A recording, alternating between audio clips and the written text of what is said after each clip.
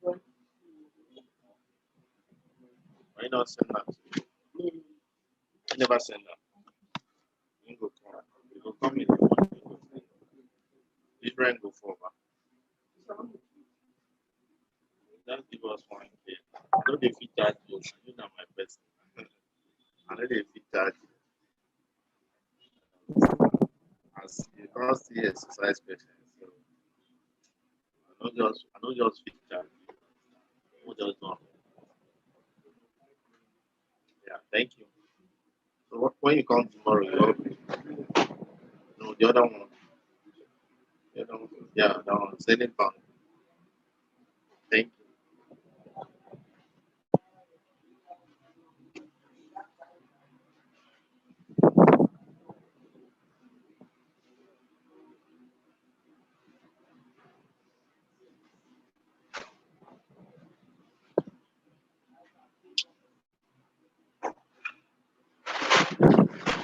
No,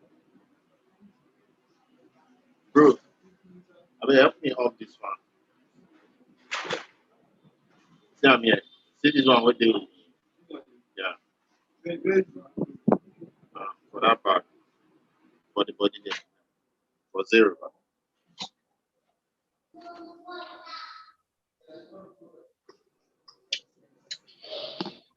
Yeah, Tika, are you there? Yes, sir. Good evening. Good evening. How are you? I'm fine. I hope you're preparing for your job. Have you registered? Have you completed the registration? Do that tomorrow. Did not get you very well. I said I'll be doing that tomorrow. Okay, tomorrow. Tomorrow is nice. Yes. So you're gonna be sitting for chemistry, physics, and biology, is it? Yes, sir. Okay. So what are you gonna be writing for? Which subjects are you sitting? What course are you writing for? Chemistry, biology, English, and physics. Okay. You want to study medicine and surgery or pharmacy or nursing? Medicine and surgery. Okay. Interesting. And most schools, the cutoff mark for medicine is normally very high. And if you're gonna want to do medicine and surgery, you have to really study very hard. Chika, you're going for pharmacy? I'm going for medicine and surgery. Okay, medicine and surgery, yeah. It's good. Medicine and surgery is a very interesting course, and the course that when you study, like you have jobs everywhere in the world. Like you can travel to the United States, you can go to Canada, like Australia, all those beautiful countries. Like they need people with medicine and surgery and nursing, and it's interesting. You're gonna enjoy it. Blessing, what course would you want to study in the university?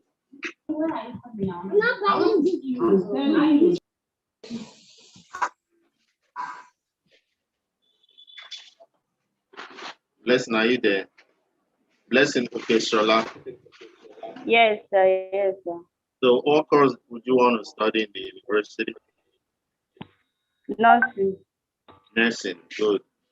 Choma, what course would you want to study? I'd love to study medicine, sir.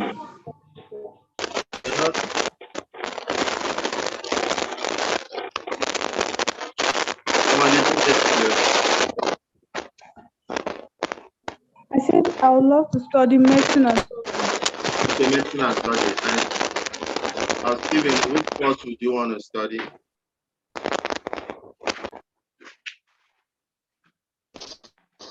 Electronic Electronics engineering. Okay. So that's interesting. Like in that case, you're gonna be sitting for mathematics in place of biology, but all those are very interesting courses. And if you want to be assured that you get admission, that means you have to like all hands must be on deck. And that is why we are bringing you these lectures to help you sort things out in a much easier way. So today we're going to be looking at a very interesting subject,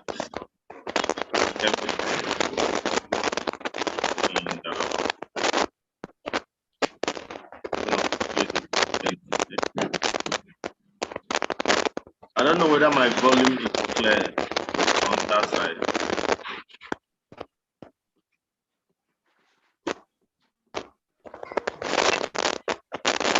Can you guys get me clearly? Yes, sir. Can you voice cracking? It's cracking. Yeah, so. Cracking, yeah. Okay, it's not cracking. Is it okay now? Yes. Yeah. So today we're going to be looking at atomic structure and bonding, and we're going to be looking at so many other things.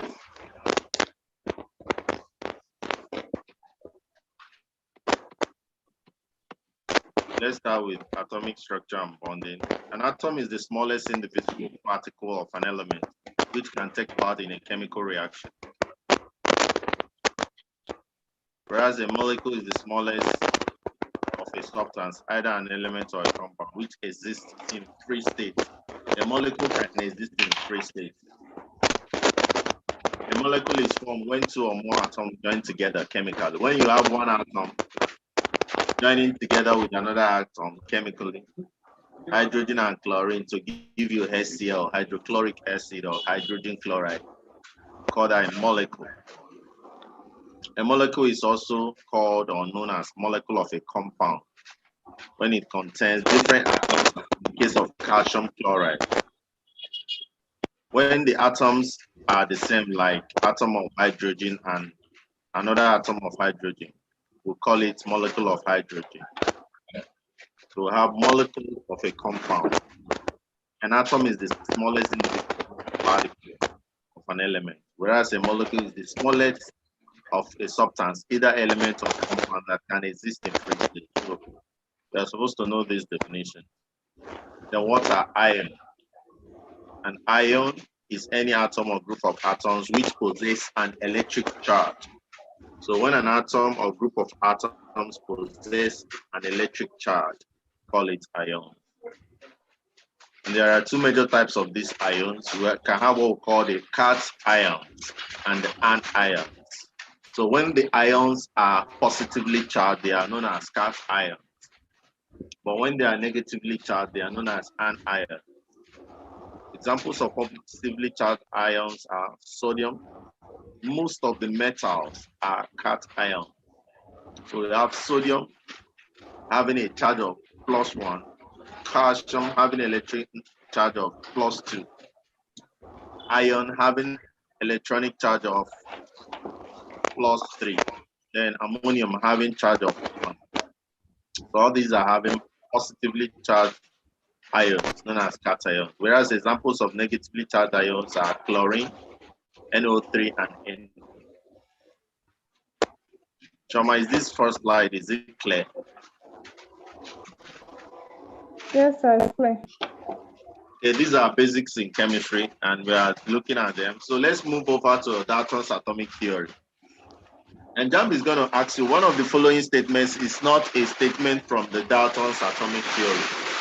So you need to know Dalton's atomic theory in order to know the statement. It's raining heavily here, so in case if you guys are getting some noise from my background, like it's raining, so but I'm going to continue, hoping fully that you guys can help me. So let's continue. Dalton's atomic theory. The Greek philosopher were the first to put forward the idea of atoms being particles of matter. Atom is a Greek word meaning indivisible. So Chika, tomorrow if they ask you the word atom came from where and what does it mean? Tell me. From Greece.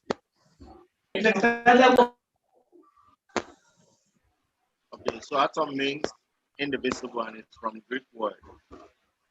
In the words of Greek philosopher, matter is made up of the small particles.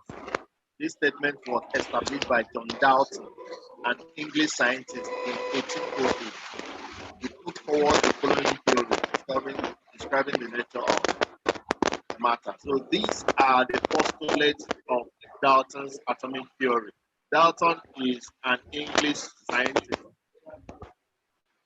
So he worked on this, and he said that matter is made up of small indivisible particles called atoms.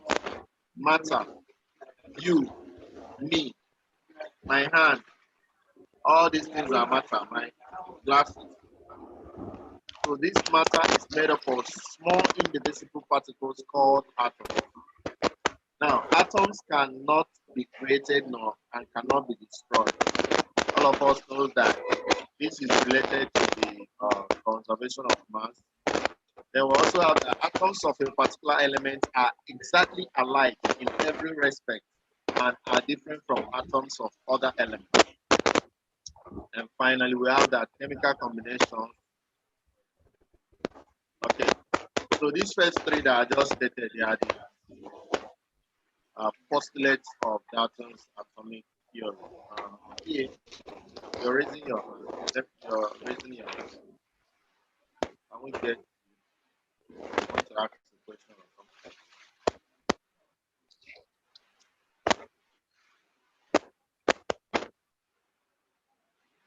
PA.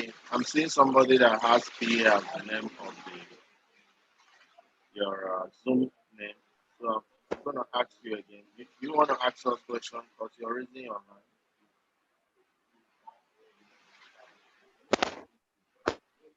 Okay, let's continue. Maybe we did it mistakenly or something. Okay, so these are the postulates of Dalton's atomic theory. Matter is made up of small indivisible particles called atoms. Atoms cannot be created or destroyed. Atoms of a particular element are exactly alike in every respect and are different from atoms of other elements. Now, all these atomic theory postulated by Dalton, the three of them, they are already over a long time. They've been disproved to some extent by other events. So, like the fact that atoms are indivisible. So, find out that there are some forms of reaction or circumstances where you can convert some mass of an atom into energy. You can get that from the relativity equation by Einstein. Then the second postulate of Dalton's atomic theory that says that atom can neither be created nor destroyed.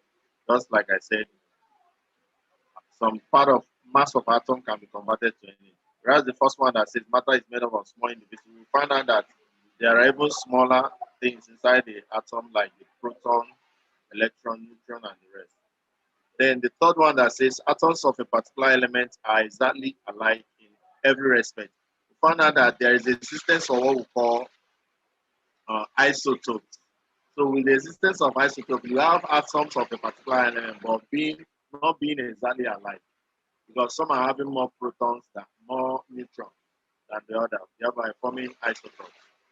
So all these laws, like I said, there are corrections to these laws. There are changes to them as it stands now. So let me move forward.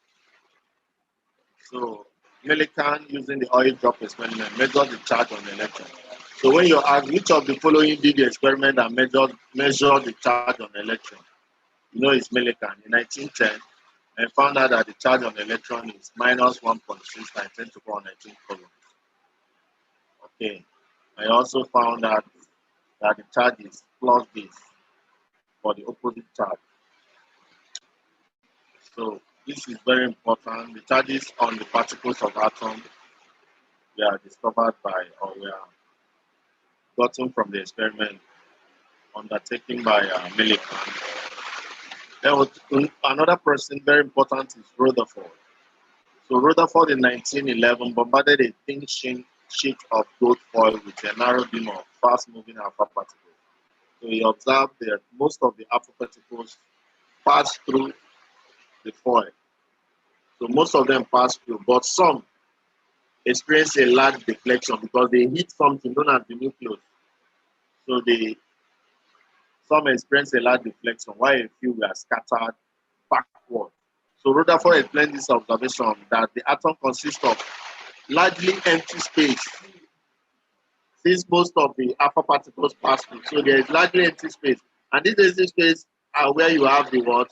Electrons that are revolving. Okay, pass through the foil. In the atom is also present a small center which is heavy and positively charged, called the nucleus.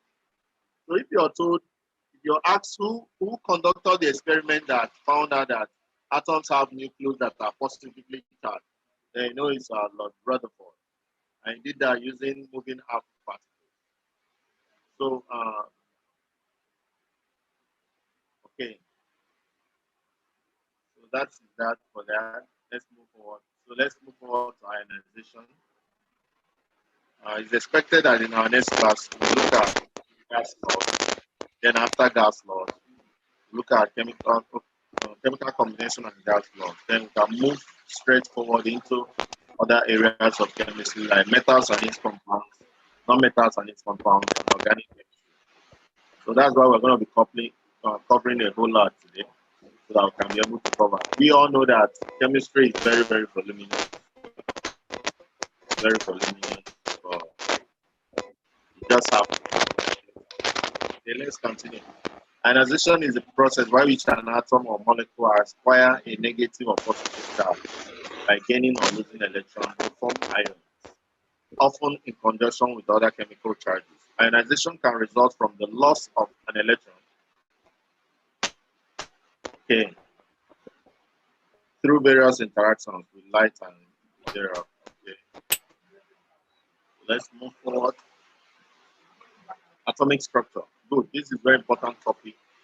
Atomic structure. Atoms are found to contain 3 types of particles. So you can no longer say that atom is the smallest, but it has 3 other particles. It's no longer indivisible part. It has other smaller parts like proton, neutrons, and electrons. So it consists of centrally placed nucleus, which is surrounded by a cloud of electrons. The nucleus is made up of protons and neutrons. Proton and the neutron each have a mass of 1. Proton carries. So I think someone is trying to talk and is making it crack. You can come again. I said I think someone is trying to talk, but it's cracking. Okay, but my own voice, can you hear me clearly? Because the rain is what is. Can you hear me clearly? Yes, I can hear you, but I think okay, that person that is doing as if he's talking is not actually a person. It's actually the heavy rain in my environment. That's what is making it look as if someone wants to talk. Is that clear? Jessica, did you get me? So I'm not hearing you again. Oh, can you hear me now? Painfully. Yes, sir.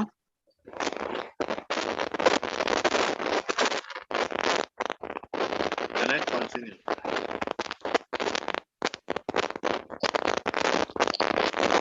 Can you hear me? Can any other person hear me? So why is the atom electrically neutral? Okay, the atom is electrically neutral because the inside of the atom is positive because of the neutron charge. Because of the proton charge, positive. The neutron is neutral. So the inside, which is the nucleus, is just positively charged because of the charge on the proton. Whereas revolving around this nucleus is what we call the electrons. And these electrons are negatively charged. So when you have something that is negatively charged, interacting with something that is positively charged, the 2 charges cancel out so that you have what we call neutrality. And that's why we say that the atom is neutral. Is it clear? Amina, did you understand what Amina, is it you that asked the question? Okay. So can we move forward now? I want to make sure that you guys can hear me before I continue again. Yes, I can hear you. Okay, so let's continue now.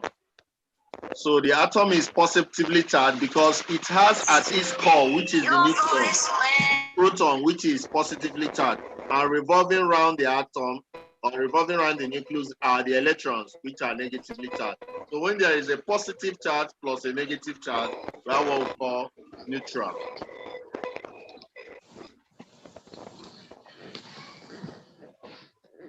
So let's move forward.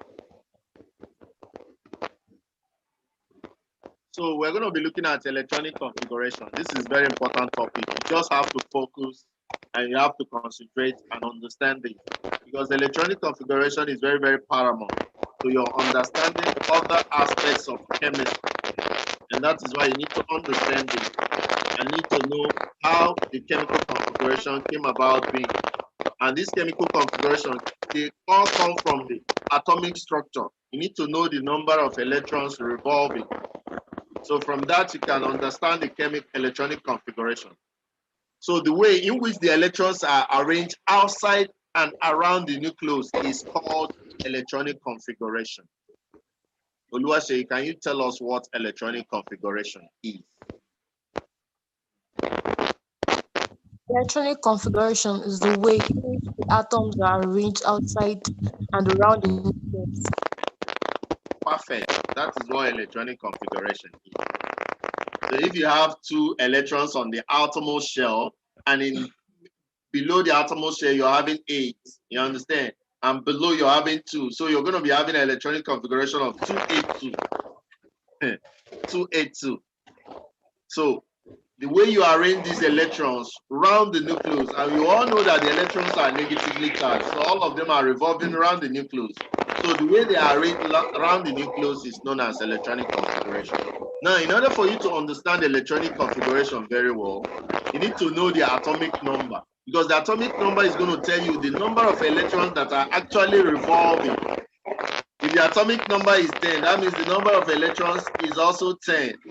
Because the atomic number is the number of protons, and it must be equal to the number of electrons in order for there to be electrical neutrality. So any number of protons, assume that it is also the number of electrons. So the atomic number tells you the number of electrons revolving, because atomic number is the number of protons, and the number of protons must be equal to the number of electrons in order for the atom to be neutral. Chick, are you understanding what I'm saying?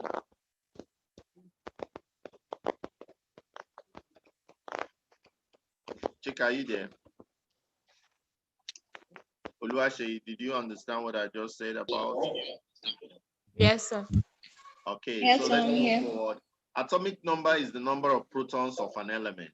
Mass number is the sum of protons and neutrons of an element. So mass number is the sum of proton and neutron. And you know that proton and neutron are the two things, the two particles that are inside the nucleus. So their aggregate number is known as the mass number. In that case, if you're given the mass number and you're told to find the number of neutrons and you're given the number of protons, you should know that the mass number minus number of protons should give you a number of neutrons. And once you're given number of protons, know that number of protons is also equal to number of electrons, because they have to be equal in order to ensure electrical neutrality of the atom. Chick, are you clear on that? Yes, I'm here. So let's move forward. Let's look at isotopes. Like I say, isotope is one of the reasons why the Dalton's atomic theory does not still hold effectively, because isotopes are atoms of the same element, but having same atomic number, but different mass number. So who is able to tell me the difference why we should have an isotope? What could have been the cause of atoms having different mass numbers? What could have caused different mass numbers but the same atomic number?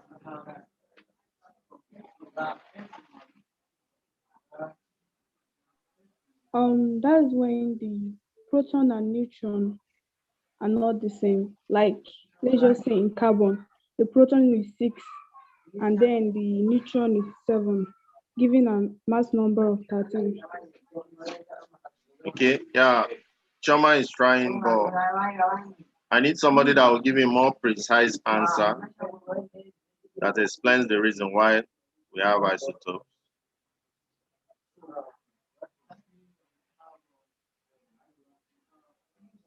Or a precise answer that explains isotopy. So looking at Dalton's atomic theory, it says atoms of the same elements are exactly alike in every aspect and are different from atoms of other elements. But this isotopia is saying that atoms of the same elements must have the same atomic number, but different mass numbers. I think. Yes, that's what I explained to you now. That is part of the reasons why not all the rules from all the postulates of Dalton's atomic theory, not all of them are correct. I told you that the 3 of them are no longer hold. And this very existence of isotopy makes that 3rd law not to hold. You understand? Luase, do you understand? Yes, sir. What I'm saying is that in essence, this Dalton's atomic theory that we looked at, these Dalton's are, you see the 3 postulates, this is number 1, number 2, number 3. The 3 of them are no longer true fully now. You understand? Dalton's atomic theory came out before these other isotopy, the phenomenon of isotopy and other things came into existence. You understand? So when he postulated these rules, people didn't know that atoms still have other elements, other particles known as electrons. That makes this one not true. They didn't know that some mass can be converted to energy as a law of relativity or equation of relativity given by Einstein. So that makes number 2 not true again. Then they didn't know about isotopy, and that makes number 3 not true also. But is that clear to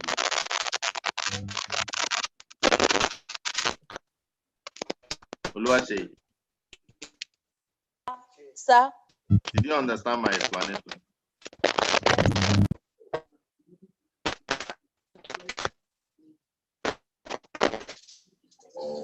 Sorry, I didn't understand. Okay.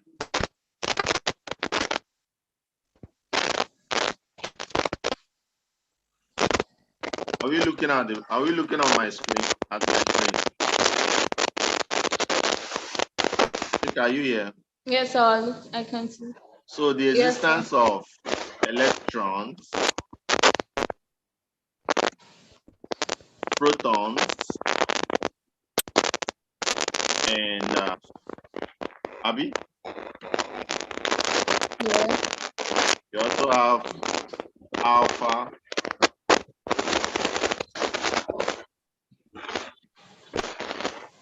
beta particles. You understand? So all these make this not to be completely clear. Then you come to this second one. The existence of Einstein's law of relativity. That it says that there is energy that is actually equal to mv squared. So this one now makes this not to be very true.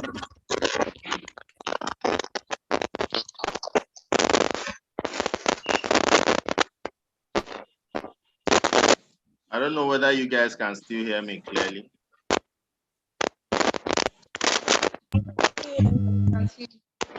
And here, the existence of isotopes makes this not to be true. So these 3 postulates of Dalton's atomic theory, they are not very correct as at now that me and you are talking. But it used to be very correct. And it lays the foundation of what we do now. And that's why we never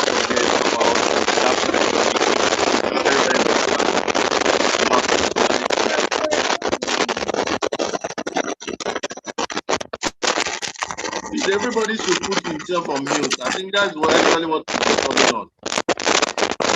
Wow. Oh. That's what is. And that was what somebody was telling me about. Hi, and I didn't put everybody on mute. I hope I'm clear now. Yes, sir. Oh, sorry. Yes, sir, you're clear now. Is somebody that was making that background noise. I thought it was mine. I didn't know it was a student's own that didn't put him or herself on mute. But I just muted everybody now. And you guys can hear me now, bro. Yes, sir, we can hear you clearly. Okay. So, like I was saying, these are the three postulates of Dalton's atomic theory. Number one is that matter is made up of small indivisible particles. And number two is that atoms cannot be created nor destroyed. And number three is that atoms of particular elements are exactly alike in every aspect and are different from atoms of other elements. So these three postulates, they used to be true then, they used to hold then. But currently, these three postulates, some other advancements in chemical studies or chemistry, in the study of chemistry, have proven that all these postulates are not very correct again. Oluwaseyi, do you understand what I'm saying? Yes, sir. So what are these discoveries that made us to start thinking that this Dalton's atomic theory, they are not 100% true again? It was by the discovery of electrons, protons, knowing their charges, alpha particles, these smaller particles can be gotten from atoms. So you cannot 100% say that atoms are now indivisible, since we have other smaller particles inside it. This second one that says atom cannot be created or destroyed. There's a man known as Albert Einstein who stated this equation of relativity and states that some mass can be converted to energy. So atom can now be created nor destroyed. And also there's what we call radioactivity. So all those things are proven that this other second postulate is not very 100% correct. Then this other last one, the atoms of a particular element are exactly alike. We now found out that in isotope, atoms of a particular element, some of them differ. They have the same atomic number, but the different mass number. So that makes this one also not true because of the discovery of isotopes. And very, very importantly, you need to know that what makes the difference between different isotopes of an element is the number of neutrons. So the other one might be having neutron number of 2, and in another isotope is having 3. But the atomic number, which is the mass number of proton, is always the same for isotopes. So, Chioma, did you understand the explanation I made now? This was the question I asked you earlier. Yes, sir. I do. Okay, so let's move forward. So we said we are looking at electronic configuration. We said that electronic configuration is the way in which the electrons are arranged outside and around the nucleus. And we say that atomic number is the number of protons of an element, whereas mass number is the sum of protons and neutrons. And these are the two things that make up the nucleus. The nucleus is made up of proton and neutron, whereas revolving around this nucleus is the negatively charged electrons.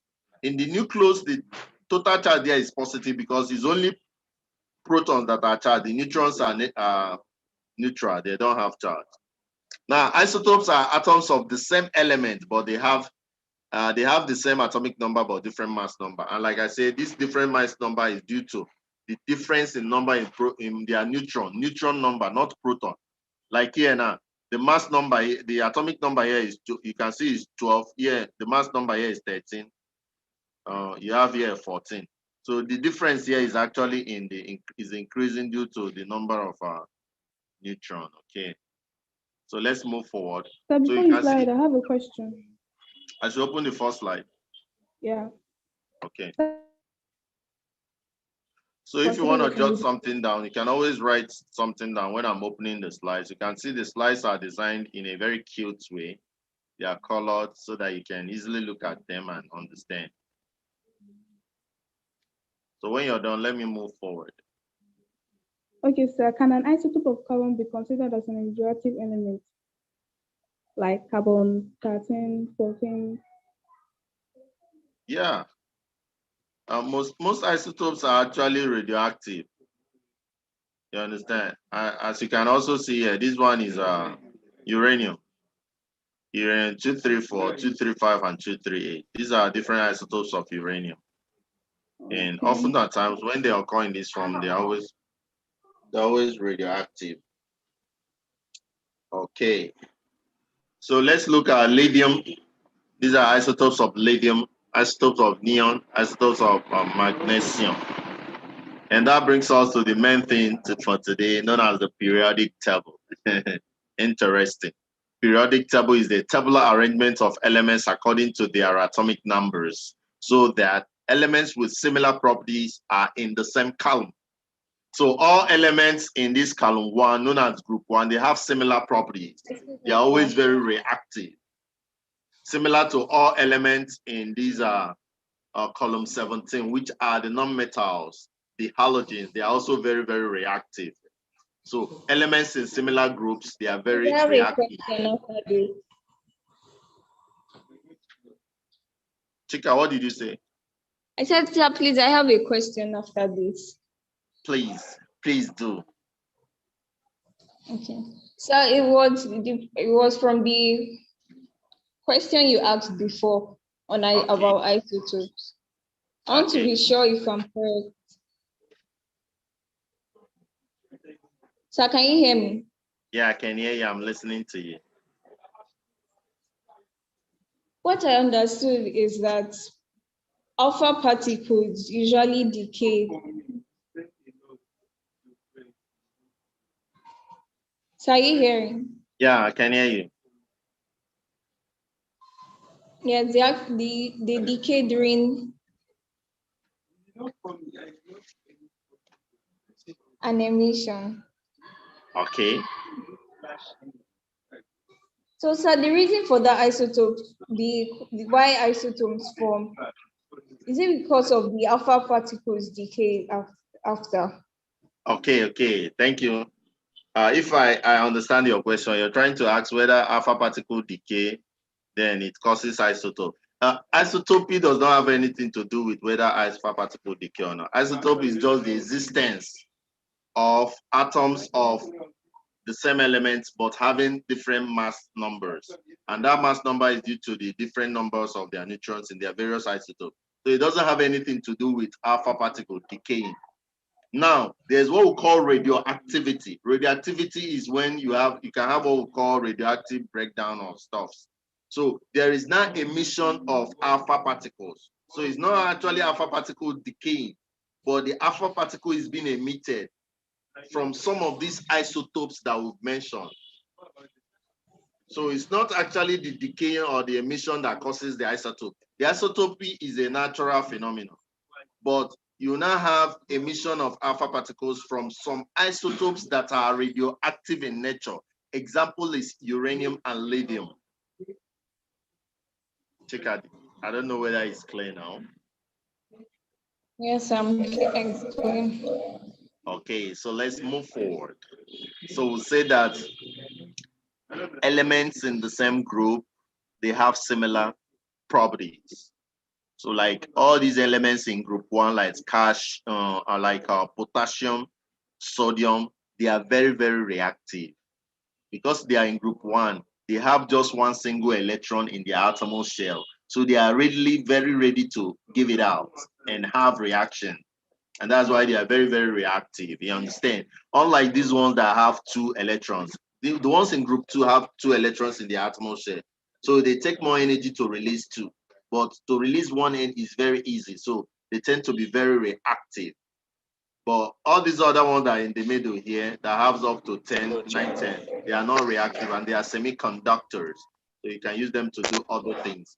Then if you're coming from this side, from the nonmetals, all the nonmetals in group 17 simply means that they have seven electrons in their atomic shell and they need just one to complete it octet stability. So for an atom to be stable, the number of electrons in the atomic shell must be 8. So these ones that are 7 for nonmetals, they just need only one. So they are very reactive because with just one electron, they can get into reaction. So that makes them very reactive. So in nonmetals, fluorine is very, very reactive. chlorine very reactive. So all these are reactive, and all these metals here are reactive. These ones are second reactive to this one. They are not as reactive as group 1, the group 2, but they are also reactive. But from group 3, very moderately or mildly reactive, but all these other ones are not reactive. The same thing, non-metals in group 17, they are very reactive. They are followed by 16 in terms of reactiveness, and followed by the ones under 15. Okay, and this is because for the 17, they need 1 electron to complete, whereas this 16, they need 2. Then the ones under group 15, they need 3. Just like we have this one needing only 1 to give out to react, with this one needing 2 to give out, and these ones needing 3 to give out to react. So the ones that need smaller ones, they are more reactive. Choma, did we understand the explanation of this periodic table? Yes, sir. And we can effectively say that periodic table is a tabular arrangement of elements according to their atomic numbers. It has to be according to their, you have to draw the atomic numbers on the shell to find out whether the outermost shell, whether how many electrons are there. If it is 1 electron, you put them under group 1. If it is 2 electrons, you put them under group 2. If there are 3 electrons at the outermost shell, put them under group 3. So it is with the atomic structure, drawing of the atomic structure. That's how they came about this periodic table, putting elements in columns and rows. The columns represent the groups, whereas the rows represent the periods. The periods. So the groups are the ones with similar number of outermost electron, similar number of outermost electron in the outermost shell, whereas the periods are the ones with the same number of shells. Okay, so having said this, we are going to move forward and we'll look at ionization energy. And it is defined as the amount of heat or energy needed to remove a loosely bound electron from a neutral atom in the gaseous state. It has to be in the gaseous state, I understand. So ionization is an endothermic process because it needs energy. It takes energy from the surrounding. Any reaction or any process that takes energy from the surrounding is known as endothermic. So it takes this energy to break bonds between the electron and positive nucleus. Now, the sign of ionization energy is positive. The energy needed to remove the first electron is called the first ionization energy. Energy to remove the second electron is called the second ionization energy. The second ionization energy is greater than the first ionization energy. This is because when the first electron is removed, the effective nuclear charge on the outer electron shell is increased. Moving from left to right of a particular period in the periodic table, ionization energy increases from left to right of a particular period. It increases. This is because the size of the atom decreases. So the more the size of the atom decreases, the ionization energy increases. The outer electrons are more firmly held to the nucleus due to the increase in the nuclear charge, hence more energy is needed to remove the electron. In a period, anomaly exists in the value of ionization energy between atoms of elements in group 2 and 3, and between atoms of elements in groups 4 and 5. That is, the ionization energy of group 2 atom of elements is greater than group 3 atom of elements in the same period orbital, giving the atom extra stability. Okay, so plenty theories. That is one nature of chemistry. Chemistry is very bulky. You have to keep reading. So this is an example of electron configuration right up, and you should understand that you must represent all the S's. That's why you have 1s, 2s, 3s, 4s. Then after that, you start the P's from the second line, 2p, 3p, 4p. And after that, you start the D's, 3D. For S, you have one, we started from 1, whereas for P, you started from 2. For D, you started from 3. And for F, you started from 4. So when you now cross these lines from like this, then you can know the ones to write for. So you're supposed to write 1s, then 2s, then 2p, then 3s, then 3p, then 4s, then 3d, then 4p, then 5x, then 4d, then 5p, then 5x, then 4F, then 5B, then 6B, then 5F, then 6D. So you have to basically arrange this in this form and be able to cross the line so that when you're not given the number of electrons, the atomic number, you can easily spread it across and know the very orbital that is having what number of electron. So don't worry, we're gonna solve past questions on this and you understand this better. So let's move forward. Chika, can we move forward? Oluwaseyi, can we move forward if you cannot hear from Chika? No, sir, because I have a question. You have a question? Yes, sir.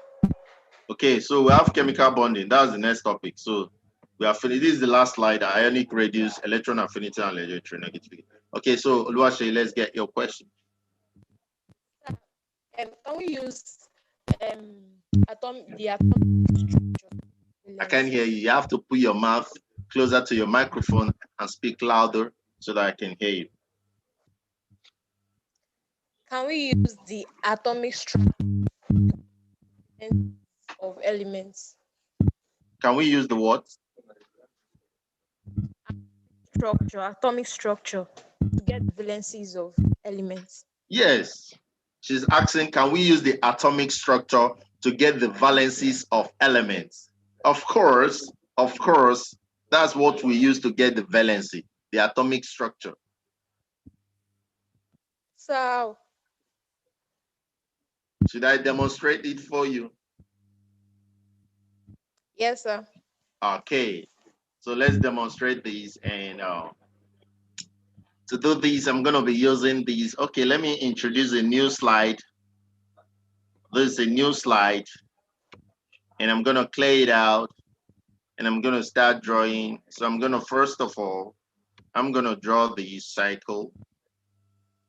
And we're going to be experimenting with our Na. Who can tell me what Na is? Sodium. Okay. And it has the atomic number of 11 and mass number of 23. So for this sodium, we have the atomic number as 11. And we'll say the atomic number is the number of protons, Okay, then we'll have the mass number, and we all know that mass number is 23, and it is the number of protons plus the number of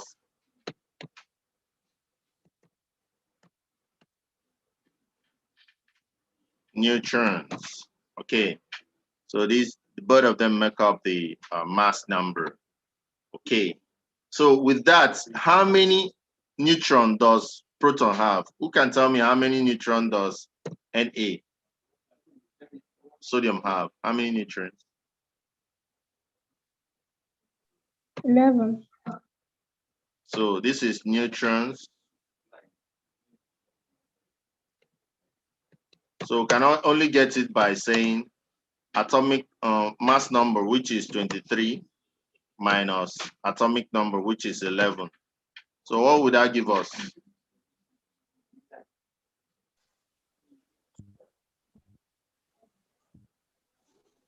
Choma, help us. What's the number of neutrons? 12. 12. So the person that says 11 failed it. Okay, so I want you to understand this from this.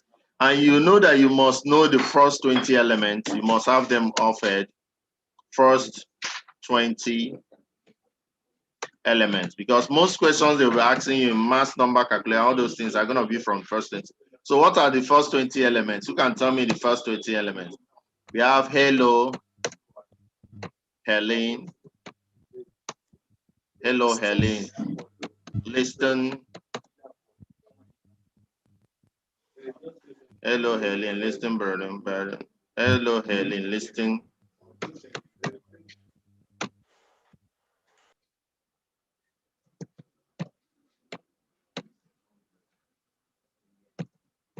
Which one do we have first? Is it beryllium or boron? Hello, Helen. Listing beryllium, boron can not overflow neon, so may all silly people sulfur, chlorine, argon, potassium, calcium. So when we were in secondary school, there is this music that our teacher taught us on how to be remembering the first 20 elements. So that is what I tried to recite. Hello, Helen, listing beryllium. Boron cannot overflow neon. So may all silly people suffer chlorine, argon, potassium, calcium. So this is the first 20 elements. And once you know this, you can know all the atomic numbers and everything. From the atomic numbers, you can derive their valencies. So you can solve for oxidation number and everything. So you just have to know this song. Just try to memorize it.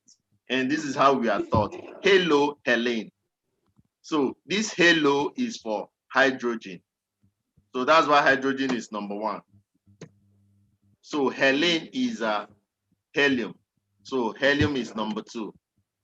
Now listen is lithium.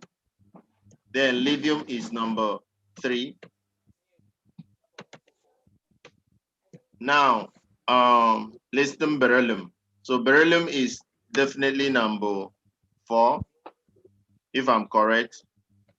But I'm still confused whether it's beryllium or boron. Listen beryllium. Boron cannot. Can is carbon. Overflow cannot. Not. N is what? Nitrogen. Cannot overflow. Over O is what? Oxygen. Cannot overflow. Flow is what? Fluorine. Cannot overflow what? Neon. Neon is also neon.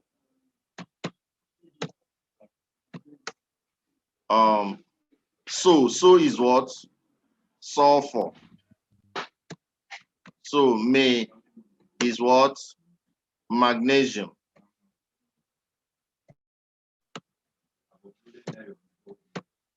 So may all silly people. So silly is what? All is what? Aluminium. Sir, we are doing mistake. Oh. Okay, I'm doing mistake. Help me out. That sulfur is sodium. So is what? Sodium. Thank you. So may all people. Yeah, so is sodium. Thank you. Any other mistake? Any other mistake? Okay, let's continue. So No, all sir. is aluminium. Then silly is I think that's where sulfur is, Abby. Yes, sir. Oh, silicon. Oh, silicon. Is it silicon? Oh no, sulfur is sulfur. Magnesium, aluminium. Sulfur is This one is sulfur. sulfur. So silly is silicon. People is phosphorus. Yes, phosphorus. Sulfur. Then sulfur is sulfur. Sulfur. Chloride, argon, potassium, calcium. Then chlorine is chlorine. Chloride. Then argon is argon. Yes, and sir. then finally, okay, Potassium. before finally you have potassium. And finally what? Calcium. Okay. From 21 So to 30. this is actually all about the song. So this song will always help you to fix it together. And from this, you know that now the atomic number here, the atomic number is following them like this. So this one is 20. This one is how many? 20. Let me delete this so that you can be seeing this before I start. So this one is how many? 19. Abby? 19. This one is how many? 18. This one is how many? 17. This is 16. This is 15. This is 14. is 13. Minus 1, 7. And this is 12. And this is 2. 11. So can you guys see the way we came about 11 as being this number here? Chika, can you see why 11 is the number, atomic number here? Oluwaseyi, can you see why the 11 is the atomic number here?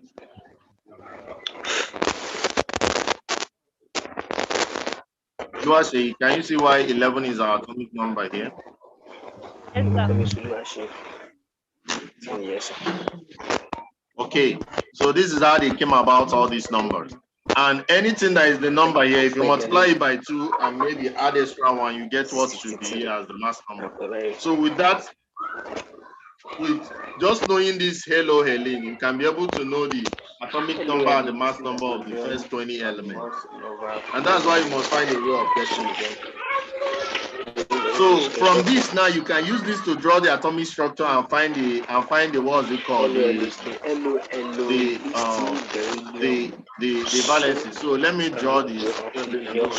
So this is the stuff. So you have your nucleus in the middle.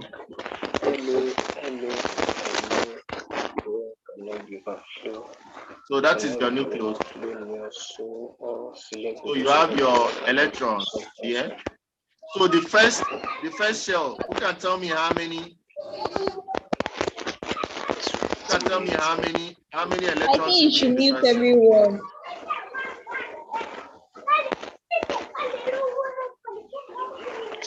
Yeah, okay, they are worrying us now. Let me mute everybody.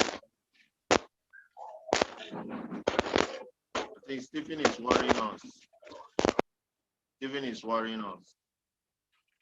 So he has to be on mute. Stephen, can you mute yourself? Yeah, I believe everywhere is clear now.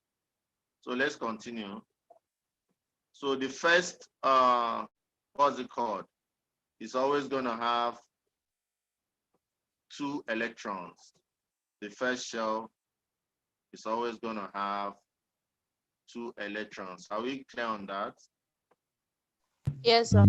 So I can't hear you. Okay. Oh, sorry. But you hear me now. So the first one is gonna have 2. The second one is gonna have 8. So we're gonna have 8 for this control D. Oluwaseyi is saying that she cannot hear me. I'm not the one, no, it's Blessing. Okay, Blessing is the one. Please, people, Blessing is saying that she cannot hear me. Can any other person not hear me so that I'll know whether this is my problem? So I can hear you. This is a general problem. I can hear you now. Okay, so let me believe that. Oh, thank you, lovely. So that we can enjoy the class. So after the first shell that is supposed to have 2, other ones are supposed to have 8 to complete. And that's why we are having 8 here. So if you count now, the atomic number is 11. Have we exhausted 11? No, we have 1, 2. So 2 plus 8 is 10. So it's remaining 1. So where are we going to put that 1? You're supposed to have another shell around here. So we're supposed to have another shell. So that last shell, that's where it's going to be.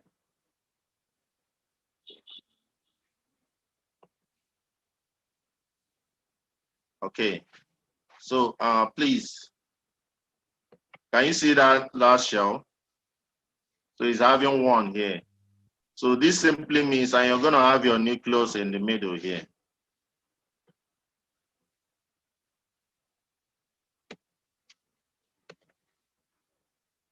Okay.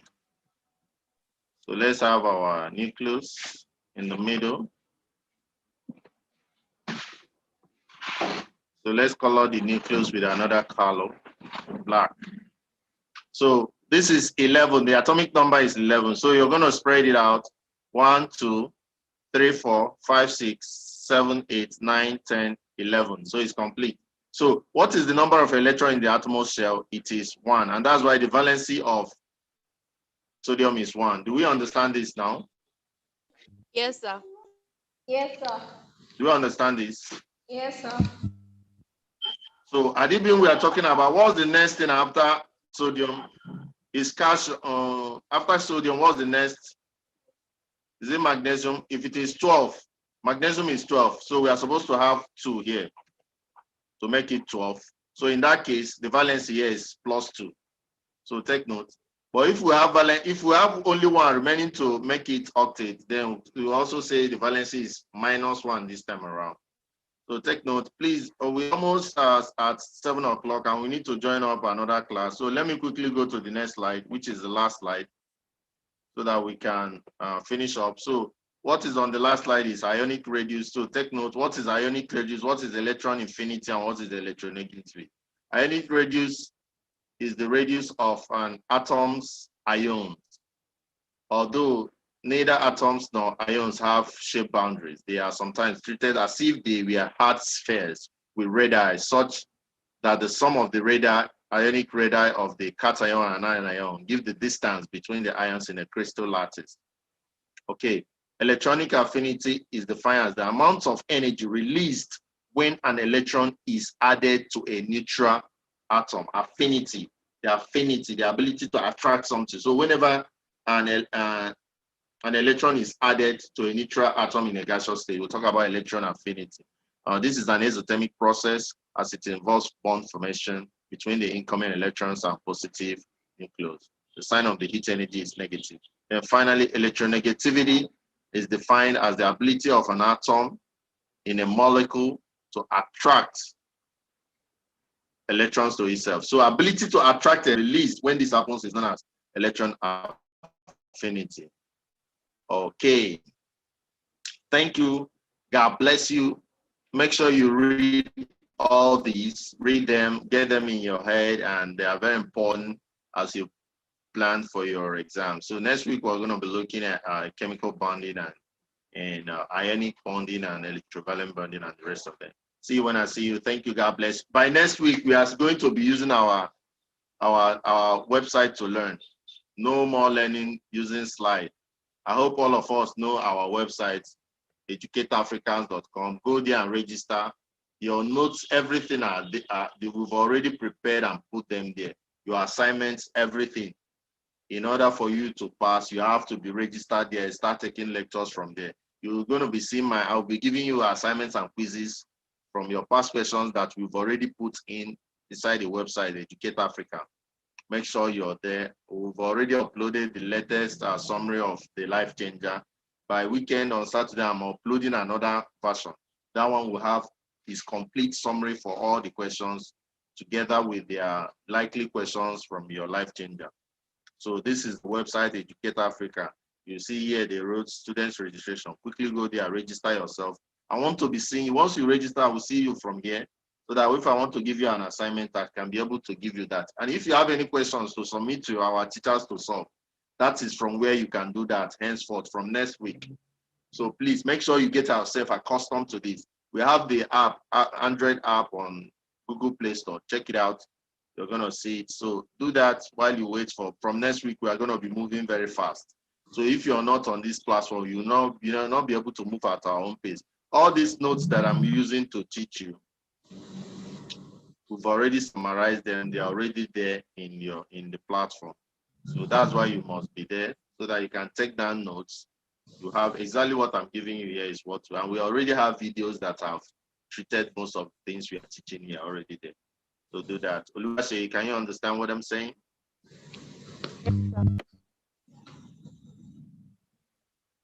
Chama, did you understand me?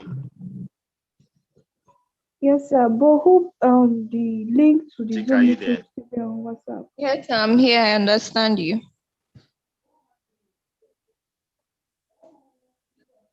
Okay, so thank you, everybody. God bless you. See you when I see you. Have a nice day.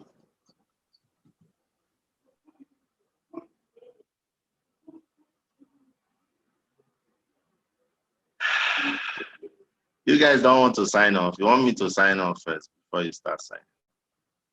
No, let me sign off so that everybody can sign. Okay, thank you. See you when I see you.